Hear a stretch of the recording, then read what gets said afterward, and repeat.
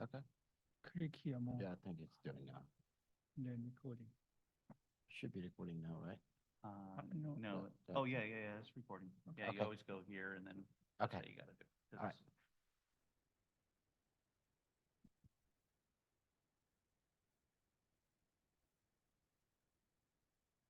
So again, good afternoon. I don't know if we have anybody online, but those who decided to join this session and those who plan to review it in the future, uh, this is very near dear to me. I've been in development environment. Um, I've been a user, and then I've been a facilitator as a professional services consultant who build these systems. So quality and assurance is two things that makes everybody's life easier. So I wanted to bring this and some context that we took this journey in ONAP as well. And I wanted to share some thoughts. Don't take it as a requirement. Don't take it as a recommendation. These are the thoughts that you can apply in your own projects and modify it to enable your own team to achieve the same goals. You may take different paths. And why is it, right? Why do we give a damn about quality and assurance? There are two things I did since I came to Linux Foundation. First one was software bill of materials, and it was unfortunately co-timed right before DTF. There was solar wind, right? And it affected millions of computers and systems, and we know the consequences. And again, this happens this year too. We got this XC utility backdoor. Fortunately, this time we did not have damages and consequences. It got caught because it was only happening in the pre-release environment. But you can think of this, what industry said, and here's the code. This is an example of how trust gets abused in open source, right? And then one of the senior leader in this said, you know what? We need to flip it, right? It's security is not a requirement. It's a strategic advantage for us. And a lot of companies in the past and continue today rely on quality and assurance being their hallmark. Their prices may be higher, they may be hard to deal with, but they sell based on quality and the trust that they have established. So I wanted to bring the same thing here, right? We are open source community, right? Everybody is volunteer. So you could sit back and say, hey, I give you this capability. It's up to you how you use it, right? Or we can say, we are better and we can be trusted. So you can take our code and build more products or solutions out of it. So let's take it from a strategic advantage perspective. We gathered together here this year in May just for the same purpose, right? How do we raise the bar for ourselves, whether it's functions, whether it's quality, right? There are a few things we can do easily, does not bring a whole lot of burden on contributor. So I wanted to go boil the ocean, but then I said, you know what? Everybody's gonna say, that's more work. Where are the resources, right? So I tried to trim it down and made it in a sequence where I will give you something to consider about, and I'll also offer how you can reduce the burden on implementing those ideas.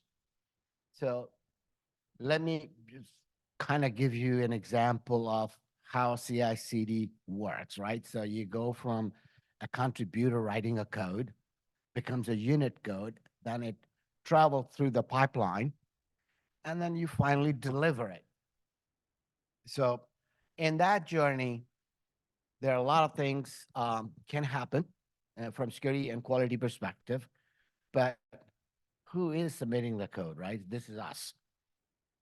We know each other, right? We have teams. So that's the identity of producer. And once it goes in the pipeline, there will be changes, there will be quality gates. So in our ONAP example here, we've got Garrett repos. So you could say We know who uses Garrett through the identity and authorization, right? Then we have Jenkins jobs. They perform different type of action on the code. Um, then we have another Garrett repository where code gets promoted, but then somebody who is assigned as a committer takes an action, right? They yea or nay to the code and code goes through. So to me, these are all quality gates or quality insertion points. The committer itself is a quality gate, right? So we got to use this terminology to go through it. And some recommendation. This is LFIT pipeline. ONAP is a tenant. And we went through about a couple of months ago looking at the security of the pipeline itself. So we'll leave that out for now, assuming that they're doing the job that we expect them to do. We'll focus more on what do we do as a code writer and the coding and development ecosystem. And one takeaway here is, I think, review your pipeline, talk to your LFIT partner, look at what tools are available because everything here is changeable. Now they're moving to GitHub Actions, right? So the system itself doesn't matter. I think what we need to do is we want certain outcomes. The outcomes can be achieved by different processes and different tools. So we're not tied to it. It's not a religion. Okay, let's go to the next one. So access control, we have a contributor agreement process, right? So everybody who comes in, signs it, team knows about it. They get Linux Foundation ID, right?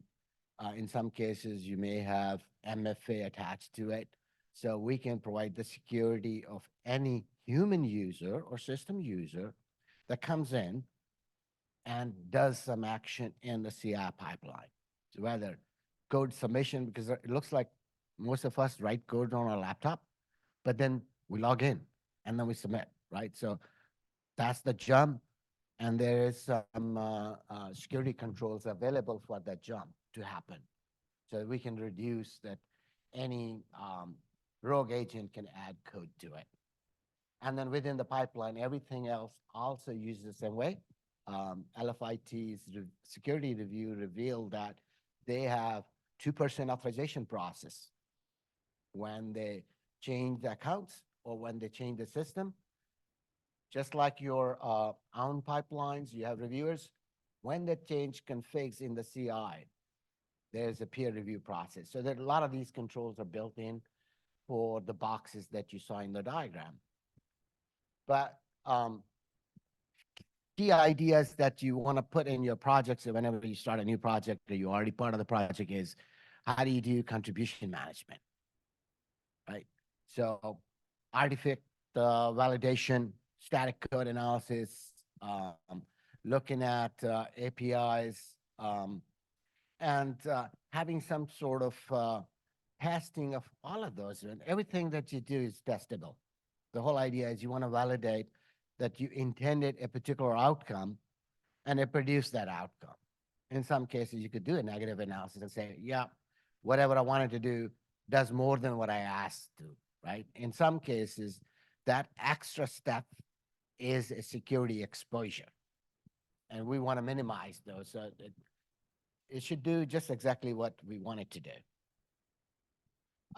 And the governance structure, TSCs and other roles are already there, but in the software development process, right, you do want to have visibility to what you're bringing in and who takes action on it, right? So we have roles and rituals. We have code submitter, code committer. We may have reviewers, right? These things all help toward building high quality code. You can run reports, do scans on your software, share those reports because that brings out, hey, let's do something different so that particular KPI metric goes down. Static analysis. I think code coverage is one thing that LFIT tools can help us, right? What portion is getting validated? How much of a code is getting validated? How much of output is getting scanned or managed against compliance? Another thing we could do is have before you build it, have an architecture and security review. Talk about it, right? It doesn't have to be a board. Just get together and say, is there a security concern? When you build a software, you develop routines. Routine ingests some kind of information that's ingress data coming in, and the routines will produce an egress outcome, egress data. Um, it may be already known. In some cases, it may be a known entity, like in U.S. Everybody's got a name, address, and social security number, right? That it is known. If it's already protected in your software, um, you don't have to worry about it. But if you create a new one, like credit card address, credit card number, that needs to be addressed, right? So that might have a security issues. So having a quick review, what we did in ONAP was we created architecture review templates, and we put some placeholder buckets in there for people who bring new feature and ideas. They can talk about it. Let me just run quickly. I think I might run out of time. Another thing is integration of quality using automated testing, right? We do have testing capability. I think one thing we're looking at is maybe adding dynamic testing that doesn't exist. And that usually comes close to when you're actually performing the function. So software has to be put into where an example in ONAP case is that you go and deploy a network function. And then it will exercise all the muscles that we built into ONAP in design and deployment routines. So the KPI would be how much of it is being covered by static analysis and dynamic analysis and reviews. That will give you an idea how many things can slip through without being validated. Automated security scanning, there are different views to it. One is you discover the vulnerabilities, right? You discover the coding schema. In the end, you do want to make sure that if you didn't write the code and you use somebody else's code, how much confidence you have in that, right? And the life of that code will change. Code will get old, have new releases. So having a dependency management is critical. We do have tools in what we use is SonarQube, Nexus IQ, and these tools doesn't have to be. You could pick any tools, but as long as you're doing that scanning and discovery of vulnerabilities and dependencies, I think that serves our purpose. So we do look forward to figuring out how we're going to do the dynamic analysis. But there are a lot of frameworks available. You could automate those, like Cloud Security Alliance have some recommendation. You can automate those tests. That can go in either integration stage or post-integration stage prior to release to give you an assessment how good this code is and how secure the code is. So just kind of quickly do static analysis, use the SonarQube, get the feedback back to, because a lot of these automated systems will generate report. So it will be automated report available to developer, committer, and the reviewer. And you can figure out how to sort of do the mitigation on these new discoveries. Another one is traceability, right? So the pipeline have a lot of points where actions happen, code gets promoted, the quality decision or security decision are taken. All of this is recorded, right? A code rejection at some point will be recorded too. So having the dashboards that collect that information and make it available, all you have to do is make it a habit of when you're doing your weekly meeting, your scrum meetings, your increment planning or sprint planning. These tools can quickly tell you how to prioritize your work, where to fix some of those shortcomings that kind of got away. Um, there will be some compliance requirements, right? So the code goes out to certain industries, right? The industries may have some compliance requirement. Um, it has happened to a lot of industry, and it's probably going to happen to our telco or service provider industry. The new European Cyber Resiliency Act requires some kind of traceability. So there may be some requirements that becomes compliance necessary. If you're going to use this code in a telco environment that provides communication services to public or government, there'll be requirements, right? All of that can be handled. There has been some effort already made, meaning taking the compliance requirement, dissecting it into some data, making tests out of it. One of those are MITRE Security Automation Framework. Um, Shameless plug, I work for MITRE, but it's for the good, right? It's free. Use it at your own discretion, but it does give you ability to create a compliance and create the compliance-based tests, generate the reports, and keep it, right? It may be that if you sell it to, one particular geographic area where the requirement is stringent, you bring the results. And it helps your MNO or your user community to qualify to use your software. And then we are also looking at CNTI and ANOCET, right? All of those can be then templarized, create the test cases, bring the test results, help you achieve that certification that is a CNCF compliant or CNTI compliant. So that can be automated and be part of your pipeline. And then this is generally, you all probably already doing it. It is a quality feedback loop. A lot of time we don't get the feedback from user community. And only in a critical cases where certain things don't work, a bug is so severe that they can't fix it, they may bring it back to the community. But how do we improve that? I think the internal communication and internal feedback loops can be improved. And we'll see how we can improve external community engagement. Uh, User advisory groups haven't worked well. I think a lot of time, most of the project consumers are also project contributor. That's a small set. I think for us to improve, we need to improve too.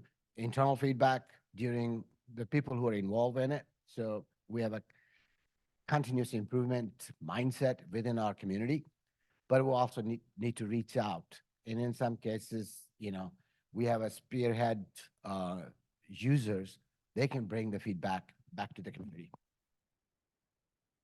And then lastly, secure delivery, right? We can all talk about it. We do a great job here. The great job really is not when our code goes to Verizon or AT&T or Deutsche Telekom. That's not it. The, our um, assessment is done when a service is created and service users, and in an example of mobile communication or 5G, is my cell phone. I should be able to do all the calls, trusting that the Verizon or T-Mobile is going to protect my data and do what they promised to do. Allow me to do text, voice, and data communication, right? And then that kind of goes down to, so if you look at the customer supply chain, we're a producer. The MNOs and vendors are our immediate customers, but the end customer is service user, right? When something happens out in the world, the blame gets back all the way. And that was my first slide, that blame went to open source community for XZ utility hack, right? We can patch a lot of the stuff. We're not going to be able to reduce it, but few things we can do to improve the trust: signed SBOM and signed software, right? It's easy job. Talk to LFIT. They will put it in there, and it will be a background process for you, right? Nobody has to ever revisit it because it's a pipeline artifact. One thing that we may have to sort of struggle based on resources is the user documentation. Good user documentation means you will avoid accidents in the field. So tell them how to do it, right? Tell them this software uses these type of ports or these type of protocol. Make it easy for them to understand that. There will be default configs in there, right? You built, my software uses TCP Windows size 64 or something else, right? And is it changeable? If it's changeable, what's the advisable ranges? A lot of the stuff gets missed out. It exists. We assume because we developed it, but we cannot convey. And that can leave either the quality side, meaning that the software can't achieve the performance level it's supposed to, or maybe just the security vulnerability, right? So we could actually do a better documentation in how to. And if we want the community to grow, make it easy to use. Give you an example. When I was a kid, my parents used to buy groceries. They would bring the receipts back. School would collect the receipts, and Apple would give them laptops, computers. This happened in the United States, and it still probably continues to today. It's an incentive. So why was Apple giving the free computers? Because more users, these guys gonna grow up and then they're gonna buy these assets. So we need to do the same thing, make it easy through our documentation to use our software. There'll be more users and there will be more contributor in the future.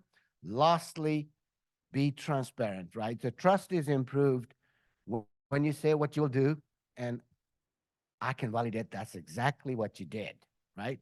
And that can come through by being a little bit open and more detailed about, hey, I fixed this and I have not fixed it, right?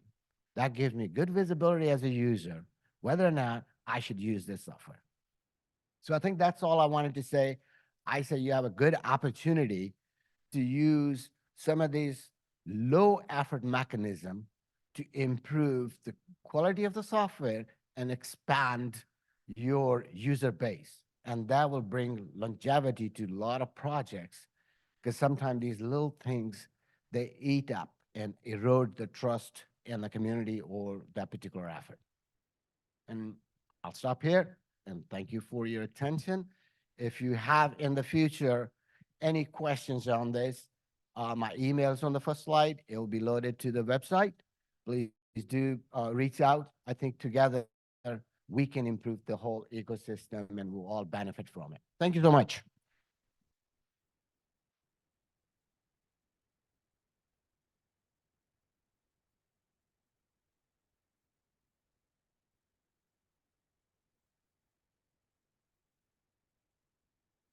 Sure.